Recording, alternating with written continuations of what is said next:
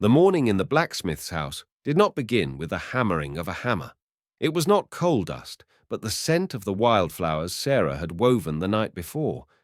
The room she had lived in since childhood now looked almost festive. The old mirror on the wall shone with cleaned glass, the sheets were ironed, and a jug of heather stood on the windowsill.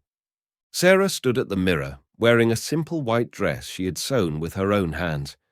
Each stitch was done with care, with faith, in the best, in what was possible. Her hand slid along the hem, along the fine lace on the sleeve.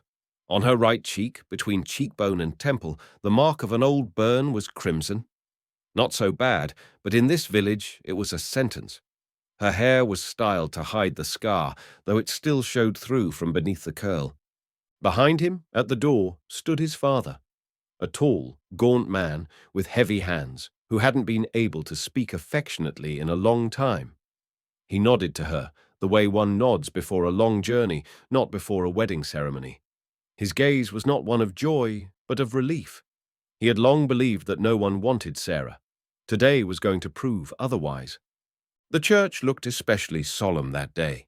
A freshly embroidered ribbon hung over the entrance, and the pews were filled to the last seat.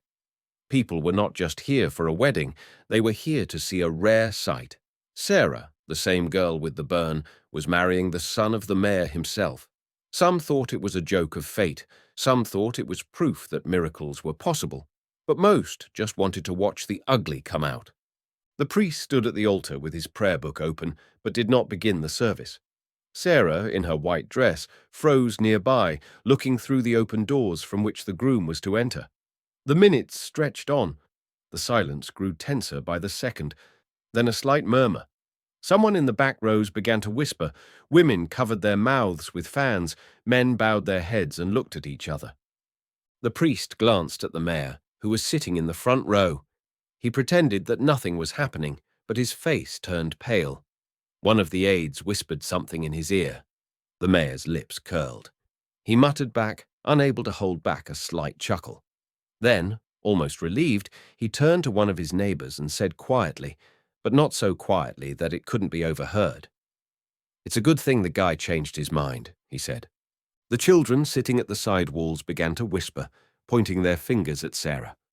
The veil on her head trembled with tension, and at one point it slipped off.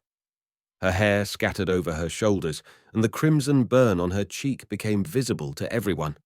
Someone jumped with laughter. Someone snorted. The whole church filled with an unpleasant, scratchy noise, laughing, giggling, whispering.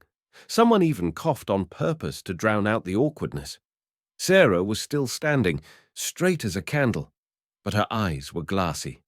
A single tear rolled down her scar, leaving a wet trail behind it. Sara tore off her veil and turned around. There was a murmur through the church, but she didn't hear it. She walked quickly, almost jogging, without turning around. No one stood up to stop her. No one called out. And no one was surprised when the door slammed shut behind her. The sun was beating down on her face as Sara sprinted out of the church. The air was dry and prickly, like the height of summer. Dust rose instantly beneath her feet. She ran barefoot, feeling neither the sharp stones nor the hot earth. Her white dress clung to her knees, her veil fluttering behind her back as if trying to keep her from running. But she didn't stop. The main street of the village, where usually a sluggish life flowed, benches, cattle, children on the porches, now stood still. Everyone came out to watch. Some looked with pity, some with mockery, some with relief. The woman in the brightly coloured dress brought her hand up to her mouth as if she was going to cross herself, but then she just threw the wreath she was holding at Sara. It hit her shoulder and fell into the dust. Sara didn't even turn around. She ran to the horse tethered outside the church, the stallion she had brushed the day before, hoping it would carry her to a new life. Now he was carrying her away. She jumped into the saddle without saddle stirrups. Her dress was pulled up above her knees, her bridal wreath fell off, and her veil caught on a low branch at the exit of the village. She was carried away toward a deserted land where there were no witnesses, where there was no mockery, where even the sun seemed to burn more honestly. The horse raced farther and farther, but by noon Sara could barely stay in the saddle. Dust clung to her skin. The sun beat mercilessly on her head and shoulders, burning her face. Her dress stuck to her body, then dried, cracked at the seams. She hadn't taken any water or food with her. This wasn't a trip, it was an escape, without plan or purpose. The horizon was shivering with heat. Everything was getting blurry. Sara had no sense of time. She rode on until the horse lost its stride and staggered on its own. Sara dismounted, staggered, and walked on, leaving the reins around the animal's neck. The sand crunched under her bare feet. Her lips chapped, her eyes reddened. Scenes flashed before her eyes as if in delirium. Her mother, with a wet rag, scrubbing her face in the first days after the fire, as if the burn could just be washed away. The mother's hands were strained but trembling as she touched her daughter's cheek. Then there were the boys who looked away from her like lepers, and the groom's voice, soft, quiet. "If we go to town, it had better be in the evening. It's too bright in the daytime." Those words were ringing in her head now, like drops on iron. Sara stopped. The sand beneath her feet was hot, prickly. She whispered a prayer, a short one, learned as a child, but her tongue stuck to her palate and the words sounded foreign. Then she just stopped talking. Her knees buckled. She sank to her knees and threw her head back to the sky. A hawk was soaring high up there, like a mark of fate. Sara looked at it until the last. Then she slowly settled forward and fell face first into the sand. The dust rose and settled. She did not move. Dawn in the canyon was dim and grey, like ash after a campfire. A cold wind blew through the crevice, giving her skin goosebumps. Sara awoke slowly, as if she were returning from another world. The rocks beneath her body were hard, but there was a heavy, worn blanket over her. Not hers. She looked up and saw a man sitting a few feet away from her by a dying fire. He was bent over an old leather jacket, the needle in his hands, trembling. The shirt was off, a tightly bandaged wound underneath. Blood seeped through the bandage, but he continued to stitch the torn seam with clenched teeth. His movements were stubborn, and at the same time he had the fatigue of a man who had been walking alone for too long. Sara hesitated. Her lips were dry, and she was still dizzy with weakness. But the last crumb of bread was still in the fold of her dress. She got up, walked over, and held it out to him. He didn't say a word, didn't look into her eyes, just took it, carefully, as if he was afraid of breaking something fragile. A moment, and his gaze met hers, and there was no pity in that gaze, only silent gratitude. The fire crackled between them, connecting the two strangers with a thin thread of warmth. The day began without further ado. John was packing his saddlebags and checking his weapons, as if preparing to leave soon. Sara sat by a rock, warming her fingers on the cooling ashes of the fire. Reluctantly, holding back her excitement, she asked where he was going. The answer was short and sharp, like a lash. She flinched, but did not move. She didn't try to justify herself, didn't cry. She lowered her eyes and remained silent. That gesture, silence instead of resentment, pierced John deeply.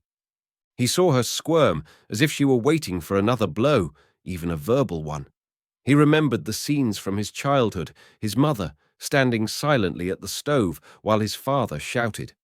The same silence, not weakness, the weariness of pain. John looked at Sara again, now with a kind of heavy, almost unspoken respect. She stood up and came closer, seeing that the bandage on his side was soaked with blood again. Silently, she crouched beside him and pulled out a needle and thread. He pulled away, wrinkling his nose, as if he didn't want to be vulnerable around her, but then he relented. Without a word, he handed her the bandage, letting her touch it, trusting her with something. The sun was rising higher, coloring their figures in a soft amber glow. The silence between them was no longer awkward now. It was becoming a bridge. When the bandage was secured and the needle was tucked back into the cloth wrap, he looked at her briefly. No emotion, just as if he were making a point in some inner argument. She responded with a gesture, almost a whisper. He repeated her name to himself as if fixing it in his memory and giving her a place beside him. Night descended silently, covering the deserted cliffs with velvet darkness. The campfire crackled steadily, sending sparks upward like running stars. Sara sat closer to the flames, legs tucked up, arms hugging her knees. Her face, illuminated by the soft light, seemed almost calm. Even the mangled burn, not hidden by her hair, was not frightening now, but as if it were evidence of something past, endured, left behind. She did not speak at once. At first, she just breathed, as if trying not to startle the silence. Then, hoarse and tired, she began to tell. There were no complaints or requests, just facts. About how she had lived in the shadows, how she had tried to stay out of the way, how she had learned to work twice as hard to make up for something, and how one day she realized that if she stayed, she would die. Not in body, but something deeper. A soul. So she ran away. Not because she wanted freedom, but because to stay meant to disappear completely. John didn't interrupt, only listened. His face was still, but there was a reaction in the tense line of his jaw. He could see how she held herself, how she spoke smoothly, almost without emotion, though there was pain behind every word. And it wasn't pity that caused it. Respect. Stubborn, masculine, soft-spoken. She was silent for a moment, then looked at him, for the first time directly, without looking away. There was no fear in her gaze, only quiet understanding. He was silent for so long that she was about to look away, but then he said quietly, "Everyone you should." After those words, she didn't want to say anything more, nor did she need to. The silence that fell between them was different, not deafening, but warm. It was like a blanket, the kind of blanket one uses around a fire to keep warm without saying a word. They were still sitting by the fire. The fire was dying down to smoldering embers. John lowered his head, resting his back against a rock, his revolver still clutched in his hand. Even in sleep he was still alert. His breathing became even, calm. Sara was awake. She sat upright, looking out into the darkness where the sand changed to silhouettes of hills. The wind was cooler, smelling of dust and smoke and something distant and wild. Somewhere in the distance, a coyote howled, thinly, sadly, a reminder that the world was still a harsh place. And yet, for the first time in this night's emptiness, she felt no fear, only a strange, warm confidence, as if she were not quite alone now. The mountains rose in a wall, wild, roadless, with sharp stone slopes and creaking, weathered pines. The ground beneath her feet crumbled, and every step was difficult. The sun stung her back, the wind tore her hair. Sara walked in silence, her bare feet clinging to the searing stones. Her dress was torn, her hands scratched, her face covered in dust. But she didn't stop, not after all she'd already left behind. John walked ahead, treading heavily. The horse led the saddle with the rest of his supplies, and the rifle strapped to the saddle. He turned more and more often, not with words, but with a look that made it clear that they were being followed. Sara did not know who, but she felt that the danger was close. The mountains did not forgive weakness. Every breath was a wheeze. The air grew thinner and the tension thickened. The birds were silent, even the crickets were silent. Suddenly, a twig snapped, a snap, and a gunshot. John grabbed her by the shoulder and yanked her down the narrow, crevice-like slope. Bullets whistled overhead. The horse bucked, disappeared behind the rocks. They rolled down the slope, gravel sprinkling underfoot like fine rain. Sara didn't scream, though pain pierced her knee. John covered her with his body as the bullets thudded deafeningly into the rocks nearby. He braced himself against the rock, biding his time.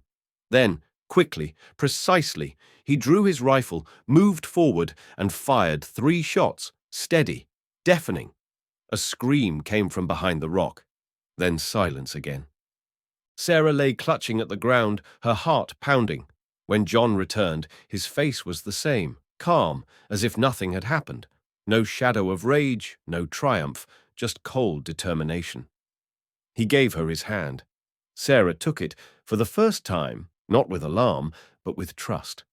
The slope dropped sharply into a deep crevasse, at the foot of which a dark cave gaped. It was not visible from the trail unless you knew where to look. John was barely on his feet, but he silently pointed ahead. Sara nodded and was the first to squeeze inside. Cold and dampness enveloped them like a wet blanket.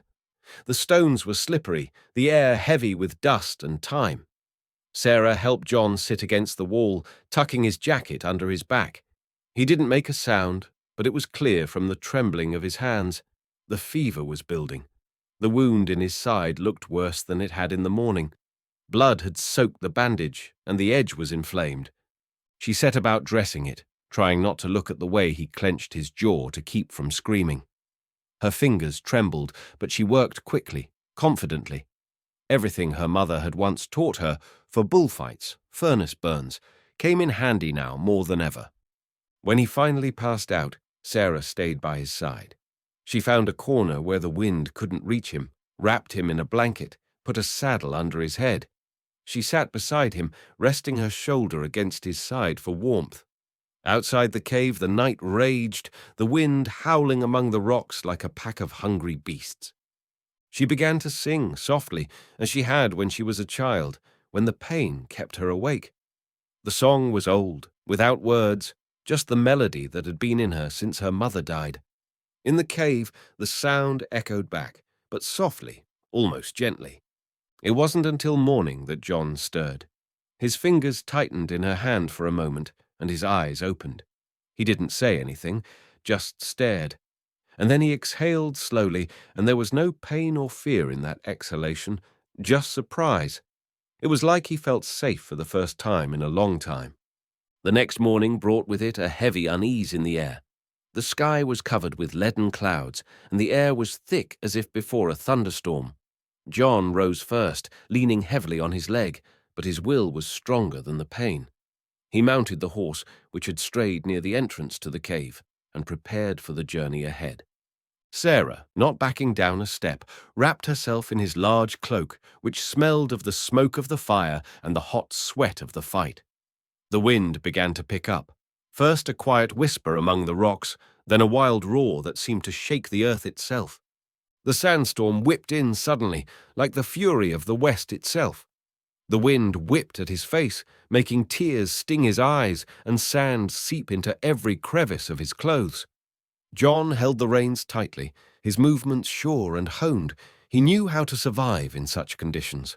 Sara clung to him tightly, trying not to fall.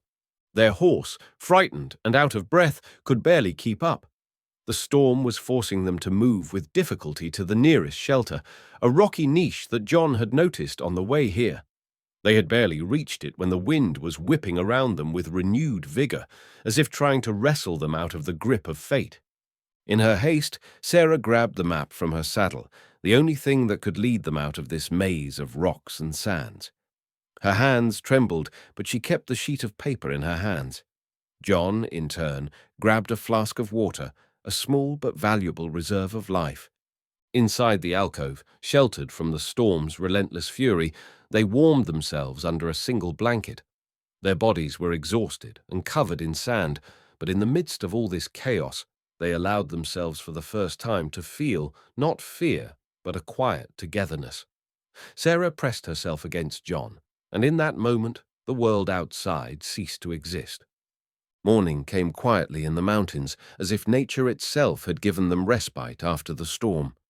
Rays of sunlight broke through the sparse clouds, illuminating the sharp rocks and dry grass. John pulled an old revolver out of his sack, slightly worn but reliable. He set the tin can in front of him, making a muffled clinking sound as it fell. Sara watched as he traced the outline of the gun with his hand, showing her how to hold it properly. Her heart pounded, not from fear of death, but from the unknown and the thrill of the new task. She had never held anything that could sound so loud and dangerous. The first time she raised the revolver, she lifted it tentatively, with a tremor in her fingers. John approached patiently, correcting her grip, showing her how to set her feet so she wouldn't lose her balance. He said little. Every gesture was like a lesson, plain and simple. When she pulled the trigger for the first time, the sound of a gunshot broke the silence, but the bullet missed. The tin can was untouched. Disappointment flashed across Sarah's face, but instead of a rebuke, she heard John's quiet approval. He showed her how to correct the rack, how to exhale at the moment of the shot.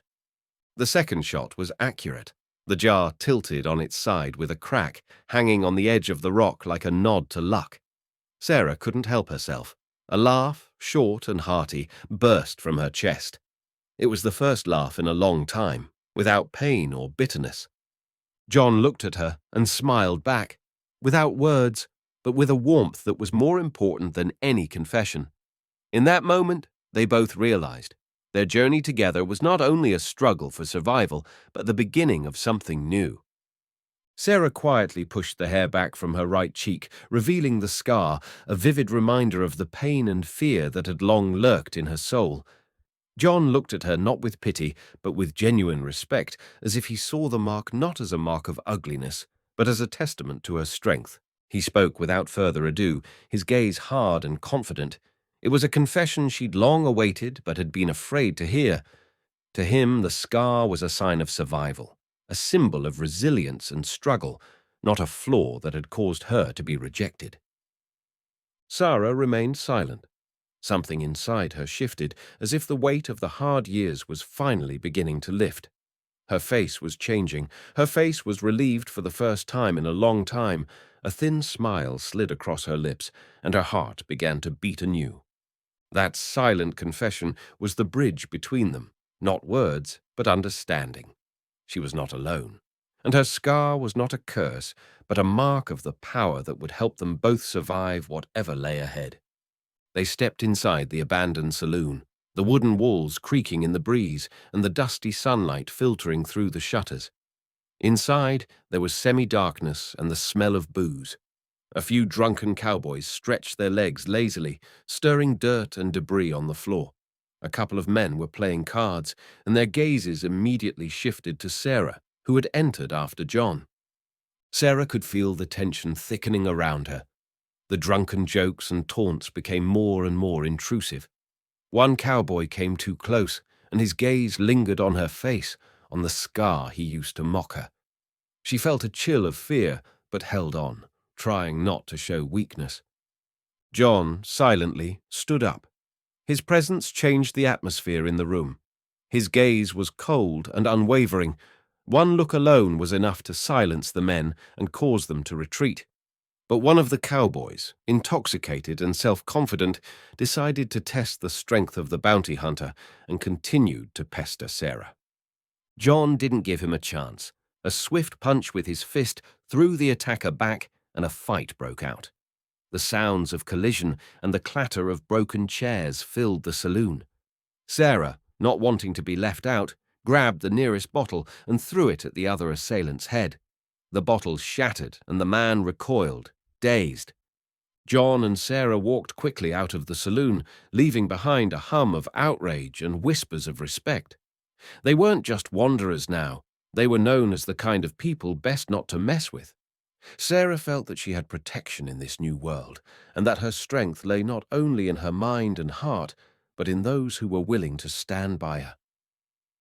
Night fell on the camp, plunging the world into darkness, only the flickering fire of the campfire casting a warm glow on Sara and John's faces. The silence around them seemed heavy, as if the desert itself was holding its breath, waiting for the story that had long been begging to be told. Sara looked at the fire, then at the man, whose eyes burned with anxiety despite his fatigue. She dared to ask what had long hung unspoken between them. Why did he kill? John lowered his gaze for a moment, as if trying to carry the shadows of his past into the flames. His voice was deep and heavy as he told the story about the man he shouldn't have touched, the mistake that haunted his nights and made his heart pound in fear and guilt. There was pain in his words, an implacability with himself, a heavy burden he carried every day. But Sara listened not with judgment, but with understanding, because she herself knew what it was to be rejected and to bear the scars, both external and internal. She said quietly but firmly that it was not the one act that made him a monster. A true monster is one who hurts others and doesn't regret it. The words penetrated deep, breaking the silence, and John was silent in response, then nodded quietly, as if for the first time he felt there was someone who could understand him without excuses or words. So in the night, with the crackle of the fire and the whisper of the wind, a new understanding emerged between them, not in words but in souls, a trust and connection that was the beginning of something that could not be stopped. Sara awoke when the first rays of the sun were just beginning to color the horizon in soft pinks and golds. She turned quietly and saw John, his face relaxed, and he was sleeping peacefully, for the first time in a long time, without a shadow of anxiety. The sight brought an unusual feeling to her, a slight smile, the same one that hadn't appeared on her lips in a long time. Overhead, a hawk flew in the sky, majestic and free, as if it were guarding their peace and promising a new beginning. Sara breathed deeply of the fresh mountain air, feeling that this dawn was not just a new day, but a symbol of change and hope. She knew the journey was still long and full of challenges, but now she was not alone. There was something in their silent union that was stronger than any words, and it gave her the strength to go on. Sara and John had been walking for days, trudging through the mountain trails, tired and weary. The frosty wind was harsh on their faces, forcing them to wrap their cloaks around them and put their hands in their pockets. The day was quickly slipping toward dusk, and each step became harder and harder as the path became more and more complicated, with rocks and icy bushes. Their eyes searched for something capable of being a shelter for the long and cold winter. John, looking around carefully, stopped every now and then, listening to the sounds of nature and checking for direction. Sara was following close behind, barely breathing, but trying to keep up. Suddenly, there was a faint shadow ahead. A cottage, half hidden behind a cliff and shriveled under the weight of time. Icicles hung from the roof, some of the boards were broken, the windows were boarded up with twigs and rags, but the sturdy stove was still visible through the ajar door. With hope and relief, they moved closer. John scrutinized the entrance, testing the strength of the structure and assessing whether the shelter would protect them from the winter storms. Sara looked around the room, dusty floor, traces of old furniture, and vague remnants of life, as if someone had left the place in a hurry. Without delay, they set to work. John cleaned up the fallen boards, reinforced the door, and fixed the stove so that it could keep the house warm. Sara broomed the dust and debris, dusted the old furniture, and prepared a corner for the night. Outside, they reinforced the walls with branches and stones to protect the house from the cold wind, and made smaller gaps in the windows with rags and twigs. Despite their fatigue, there was a general determination in their movements. Here, amidst the harsh mountains, they had found a temporary home, a refuge where they could survive the winter and perhaps start a new life. Winter had descended on the mountains in a heavy blanket of snow and wind, turning the world around them into a silent realm of cold and whiteness. The abandoned cottage that had once seemed only a shelter became their only world, a small island of comfort in the midst of the vastness. Sara, accustomed to life in a bustling settlement, was now learning to survive in this harsh solitude. The primitive stove, which at first had seemed a mere pile of iron, gradually became her ally. Here she cooked simple meals from her meager supplies, learned to get wood and keep a fire that kept her warm and gave her hope. The days blended into monotonous rituals, removing snow at the entrance, fetching water at the mountain stream, watching the ice slowly melt. In the evenings, Sara learned to make traps and hunt, moving quietly through the woods to get some meat. John watched her from the shadows, assessing her every move. His gaze was stern, but there was a deep appreciation in it. He saw not just a woman, but a steadfast fighter who had not broken despite the blows of fate. His respect grew, but the words stuck in his throat. His habit of keeping his feelings to himself was stronger. He remained withdrawn, but sometimes, when Sara was distracted, he allowed himself brief glances, full of something warm and almost vulnerable. In this cold cabin, where every moment was a struggle, an invisible bond was budding between them, fragile and strong at the same time. Winter was slowly creeping into their shelter, and with it came not only the cold, but also the heavy shadows of fears and doubts. Sara, despite everything she had learned and managed to withstand, couldn't shake the worry that it would happen again. She was afraid that John, like everyone else who had once entered her life, would one day simply walk away, leaving her once again alone and oblivious. That fear sat deep, like a scar on her heart that wouldn't stop nagging. John, on the other hand, carried a different burden, a dark sense of unworthiness. He didn't think he deserved to be trusted or happy with someone like Sara. His mind flashed with images of past mistakes and defeats, of moments when he had failed to protect those he loved. His soul was like a sealed book in which he hesitated to open the most painful pages. There were quiet pauses between them, filled with tension and unspoken words. Both knew how the other felt, but each preferred to remain silent so as not to show their vulnerability. This silence hung in the air like an icy veil that was hard to break through. Sara stared into the fire, trying to drown out her anxious thoughts, while John stared silently into the distance, clenching his fists. They were close, but as if at a distance, each in their own world, afraid to take the first step toward the other. In this winter cabin, wrapped in snow and silence, their inner battles continued, creating a shaky line between fear and hope. The days dragged on, merging into one until, after stumbling upon a barely visible path, they came to a forest clearing. Here, among the mighty pines and spruce trees, they met a stranger, an elderly merchant whose face was covered with deep wrinkles and whose eyes held stories of long wanderings. John spoke first, careful to clarify the path to the nearest settlement. When the merchant asked who the woman beside him was, John called her "my wife," words that sounded both heavy and meaningful to him. It wasn't just a description of a relationship, it was an acknowledgement of responsibility, an acceptance of a new status he had long hidden even from himself. The stranger, hearing this, paused for a moment, as if trying to comprehend what he had heard. His gaze, filled with irony and respect, was not as important to John as the inner feeling that now he was really not alone, that their connection was not just a forced cohabitation, but a real partnership. Sara, on the other hand, listening to those words, felt a warmth and confidence she hadn't known in a long time. It was the beginning of a new chapter in their lives, a chapter where fears gave way to hope and loneliness, to the strength found together. The evenings in the abandoned house became quiet islands of warmth in the midst of the cold winter. The cozy light of the fireplace cast soft shadows on the walls, creating an atmosphere where everyone could allow themselves to relax a little and be real. Sara gradually felt the wall, built by years of loneliness and pain, begin to crack.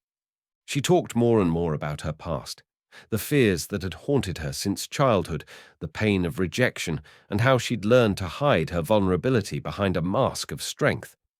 Each word was like a small step toward John, like an attempt to open the door behind which the real her hid.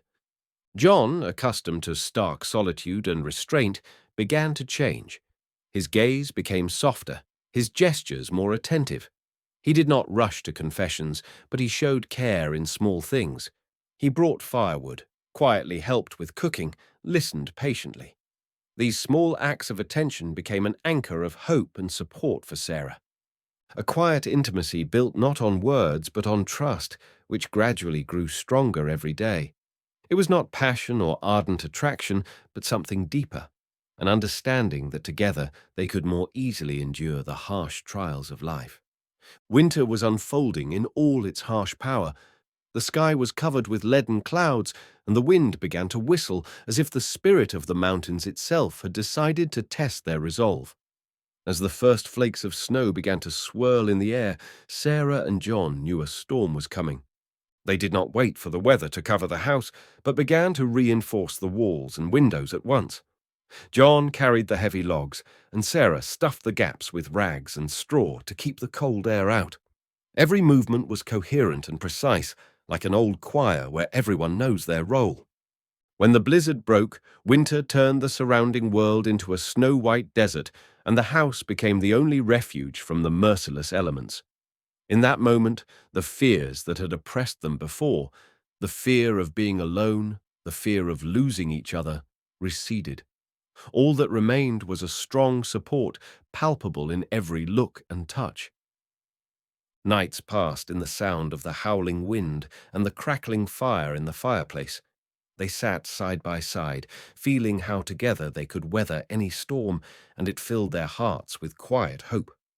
When the storm subsided, the world around them looked fresh and renewed, as if the air itself had been cleared of the weight of winter fears. Inside the house there was a new sense of unity, of solidity, of the beginning of something real. For the first time in a long time, Sara felt her fear of loneliness begin to melt away. In the cabin among the mountains, where the harsh winter seemed to last forever, she was finding more than shelter. She was finding her footing. Her heart no longer clenched at the thought that the world had rejected her. It beat more confidently now, because John was there. He, in turn, for the first time allowed himself to accept something he had long rejected, the idea that he was worthy of love and care. His previous wounds and mistakes didn't make him less of a man. On the contrary, they had become a solid foundation for something new, for the ability to protect and support someone who was closer to him than anyone had ever been before. Evening was falling on the mountains, coloring the sky in shades of scarlet and gold, and the silence was filled with a foreboding sense of change. Their journey was just beginning, and new challenges lay ahead that would require their strength and trust in each other. But now, in this moment, they were ready to face the future together, no matter what. The cold morning in the mountain cabin greeted them with a chill and an easy silence, broken only by the crackling fire in the stove. John sat at the window, his eyes sliding warily to the horizon, where grey clouds were gathering over the snow-capped peaks. An uneasiness grew in his chest, like an elusive whisper of wind warning of an impending storm. Sara noticed him becoming increasingly distracted, wrinkling his forehead and clenching his fists as if trying to hold something inside him. She watched him, trying to figure out what was behind this silent concern, but John remained silent. Instead of words, just a cold stare, staring toward the distant mountains where the shadows seemed too deep and ominous. As they left the cabin, Sara noticed footprints on the soft earth that had never been there before. Deep, large ones. Someone had clearly walked here recently. The tracks led around their hiding place, carefully skirting the house. It was a warning that could not be ignored. Their hearts clenched, their breathing became sharper. The silence behind the house no longer seemed safe. Their long-awaited calm was only the respite before the storm.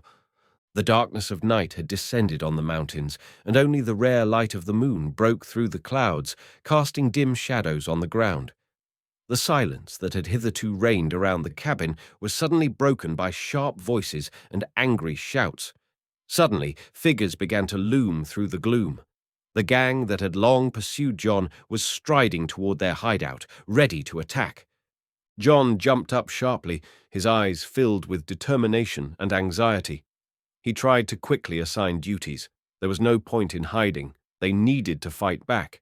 But the enemy was too numerous. The sounds of gunfire, the rumble of falls, and the clanking of metal merged into a chaotic, anxious hum that filled the air.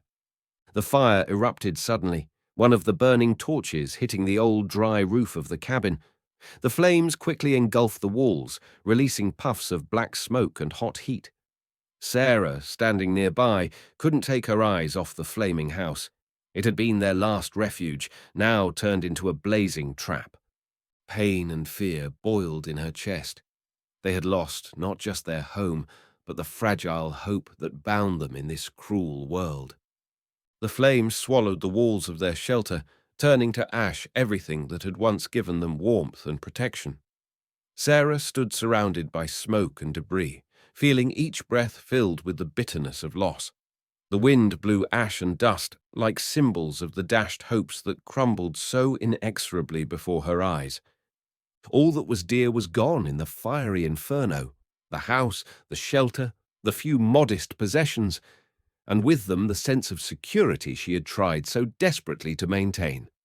Despair clutched at her heart, and again, as she had then in the desert, She felt abandoned and helpless. John stood beside her, his shoulders slumped, his face wrinkled with fatigue and pain. For the first time in their history together, he showed signs of weakness, as if the weight of all that had happened had weighed too heavily on him. His eyes, usually full of martial fire, were now clouded with doubt and helplessness. In his mind, a difficult decision was born: to surrender, not out of fear, but out of a desire to protect Sara from more trouble. He realized that if he continued to fight, the danger would catch up with her in full force. It would be better to give himself up so that she might be spared. At that moment, time seemed to stand still. The smoke and ash burned away what had bound them to the past, opening the way to an unknown future. John stepped out of the blazing house into the shadows that thickened in the night. His face was stern and determined, every movement filled with the weight of a decision. Before him stood the leader of the gang, a man whose cruelty had left deep wounds in their lives. The conversation was short, filled with silent menace. John made the offer that could save Sara: let her not be touched. In that condition sounded all his desperate hope to protect something in this chaos. The gang, as if accepting the agreement, retreated, leaving only a couple of men on guard, their gazes cold and distrustful, like shadows looming over their precarious freedom. Sara, watching this silent triumph of survival, felt mixed feelings: gratitude that her life was now, albeit temporarily, out of the reach of danger. But next to that warmth sat fear. The fear that this safety was just a shaky mirage that could disappear at any moment. An inner conflict was tearing at her soul, making her wonder how long one could live in the shadow of another's will, and whether the price of freedom was worth it. They disappeared into the dense forest, where silence seemed the only refuge from the recent horror. John, wounded and exhausted, leaned on Sara, who carefully tended to his wounds. Her hands were gentle despite the fatigue and pain, and her eyes were determined not to let them be lost again. With every minute spent among the trees, fear receded, giving way to a new strength, the strength of survival and mutual support. Now their path lay in flight, but together they were ready to face whatever storm fate had in store. In this dark thicket of the forest, a new hope was born, the hope that even after the most difficult trials, it is possible to find light and strength to go on. Sara walked through the stone streets of the city, her every step filled with a determination that seemed unshakable. The city seemed to stand still in anticipation, its inhabitants busy with their own affairs, turning in surprise and disbelief at the woman who walked boldly forward, carrying the weight of her experience and new strength. There was a fire in her eyes that could not be possessed by a mere runaway child of fate. Sara knew that her path lay directly to City Hall, a building that carried the symbol of power, but was also the embodiment of injustice and fear. This was the place where her voice had to come through loud and clear, despite the cold stares and whispers behind her backs. Walking down the main street, Sara could feel the tension gathering around her, as if the earth itself held its breath in anticipation of change. Sara stood before the mayor and his entourage, her voice loud and clear, leaving no room for doubt. She accused them of cowardice, of betraying their people for their own gain, hiding behind the mask of power. Her words caused a wave of whispers among those gathered, some glancing around, others lowering their eyes, fearing the angry gaze of those who held power in this city. No one dared to confront her openly, but the tension in the air was palpable. Sara reminded everyone of the victims who had suffered because of their inaction, the families, the broken hopes and stolen destinies. Each image of her was like a blow to the heart, making everyone wonder, could they continue to be indifferent? This challenge was the first crack in the facade of their false confidence, awakening doubts and fear of change. In the back of Sara's mind, the day of her wedding, when everything had seemed possible and bright, resurfaced. The holiday lights, flowers, smiles, and hopes for a new life were like ghosts scattered by the wind of betrayal. She remembered how her heart clenched with resentment when the groom turned away, as if obeying the mayor's invisible will, leaving her to stand alone in the face of shame and contempt. The silence around her was colder than the winter night itself, and a sense of loneliness permeated every cell of her being. These memories carried bitterness and pain, but at the same time became a source of unwavering determination to never let anyone break her spirit again. Thinking back to that day, Sara felt the fire of a fight ignite inside her that would never die out again. A voice suddenly sounded among the crowd.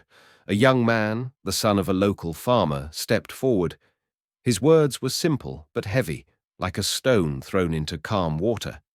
He said that Sara's fiancé had abandoned her not of his own free will, but at the mayor's behest to preserve lucrative deals and political intrigue. This unexpected frank story changed the atmosphere in the hall.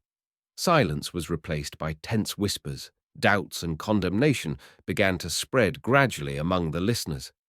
People who had previously been reticent and afraid to speak their minds now listened to Sara's words with renewed respect and support, as if the long-awaited wind of change had begun to penetrate their hearts. Buoyed by the power of Sara's words and the recognition of the farmer's son, the townspeople felt a long-awaited confidence and determination. At first, quiet conversations turned into loud calls to action. People who had long suffered from the gang's terror began to gather, to arm themselves, some with sticks, some with rusty rifles, some simply with courage and fury in their eyes. Tension was building.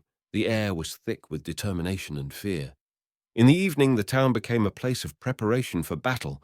People were fortifying doors, gathering supplies, whispering about the future. When the moment came, to a loud cry they took to the streets to defend their freedom and home. The gang, accustomed to undivided power, was caught off guard. Their control of the city shaken and quickly weakened, the resistance of the citizens proved stronger and more united than expected. In this decisive clash, the citizens proved that they were not broken and were ready to fight to the end. John was dragged out of the dungeon, exhausted but alive. His eyes met Sara's, tired but also determined and hopeful. They stood side by side, surrounded by the noise of the liberated city, but for them in that moment there was only each other. This moment was the beginning of their new journey, together, unshakable, strong, despite all the trials. They knew there was more to come, but now they were not alone. Together, they could do anything. John sat by the fire, his face lit by the soft flames in his dark eyes. The silence around him was deep and quiet, as if nature itself had given him space to think. In these moments, for the first time in a long time, he allowed himself not to think about what he had done. The mistakes of the past that had long weighed on his soul now seemed less acute, as if they were slowly dissolving into the night air. He remembered those he had lost and those he had hurt, but now he did not feel the usual anger at himself. It wasn't weakness, but something much deeper: acceptance. John realized that you can't change the past, but you can change yourself and what comes next. He allowed himself to let go of the self-hatred, giving way to an inner peace. Sara, sitting next to him, was silent, but her presence was like an anchor holding him in the present. Their gazes crossed, and in that mute support a new hope was born.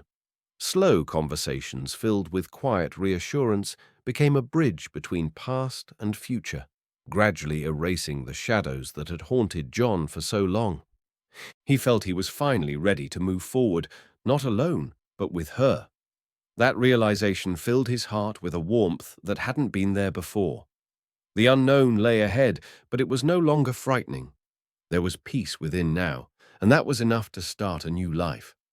In the solitary moments when the world seemed distant and quiet, Sara first began to notice changes in herself.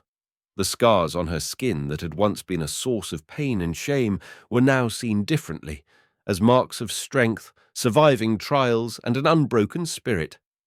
For the first time, she allowed herself to feel the beauty in her reflection without hiding her eyes. Her thoughts about herself, once dark and full of doubt, began to fill with light. She realized that her worth was not defined by perfect looks or flawlessness.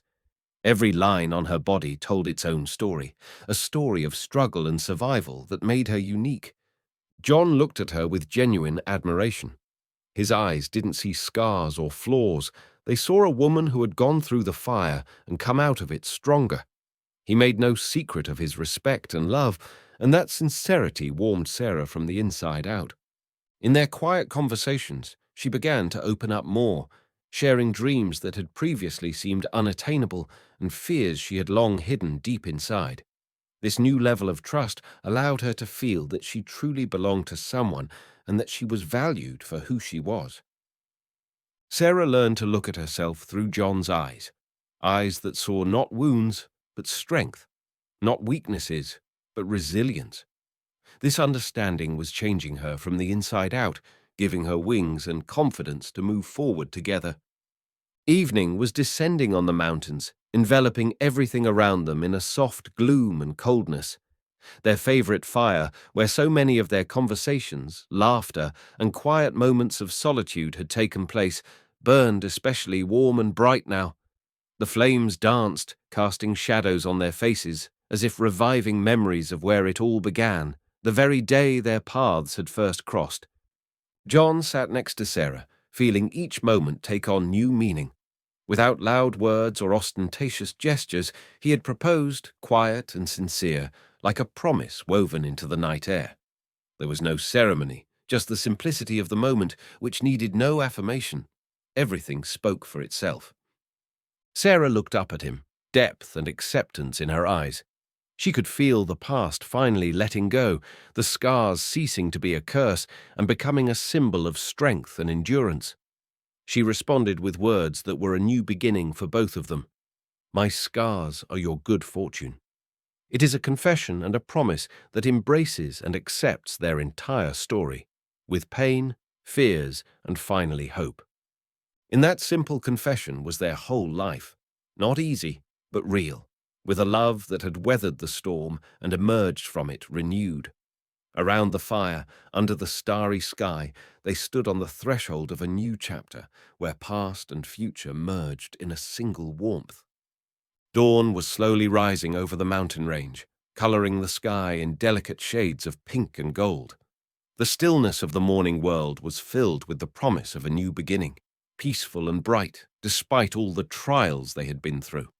Sara and John stood side by side, their figures illuminated by the first caressing flash of sunlight, and in that moment it seemed as if the whole world stood still.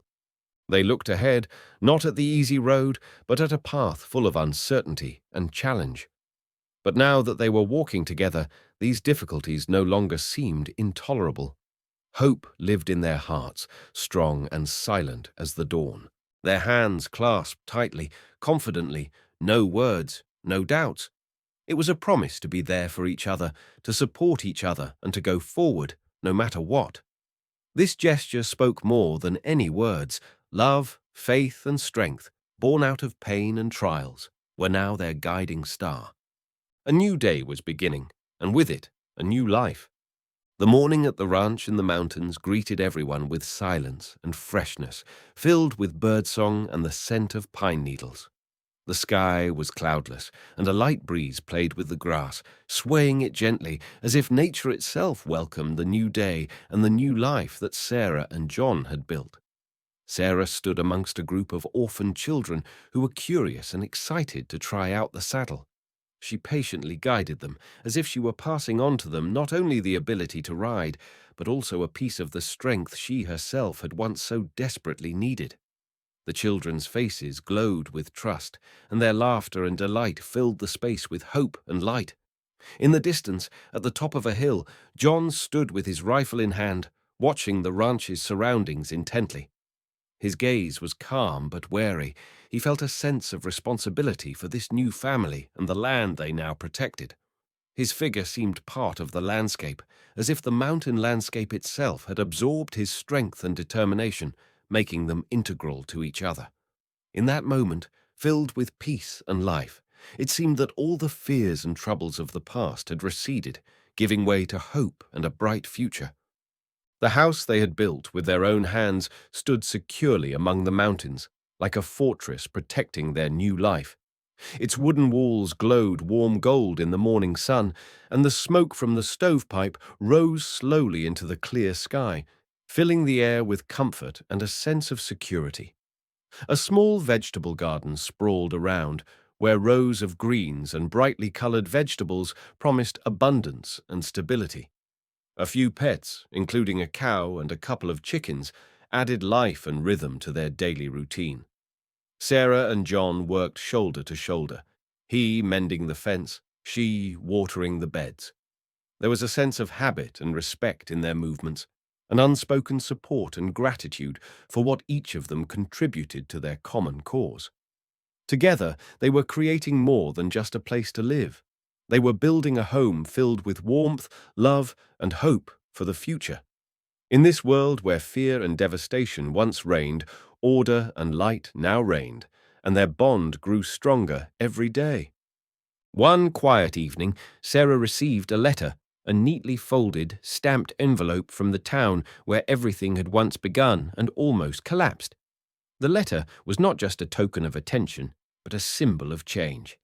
It said that weddings bearing her name were now considered to bring good luck and blessings. It was a rare honor bestowed only on those whose fortunes had been able to inspire and change the hearts of others. Sarah and John's story became a legend, a tale that not only inspired admiration, but gave hope to those who felt lost and abandoned. The letter reminded us that even in the darkest moments, we can find light if we are not afraid to move forward and fight for our happiness. In the spacious ranch yard, their baby plays carefree in the dirt, his laughter spreading through the morning air, filling the space with light and joy. He runs around trying to catch a butterfly, and Sarah, standing next to him, fixes her hair, not hiding the scar on her face. It has become an integral part of her beauty, a symbol of her trials and strength. There is a deep calm and happiness in her gaze as she looks at the baby and John, who is quietly watching them, full of love and protection. This is a new phase of their lives, where the past no longer dictates fears and the future is open to hopes and dreams. Thank you for being with us on this journey. Subscribe to the channel. Give us a like. Leave comments. Your opinion is very important to us. Until new meetings and new stories.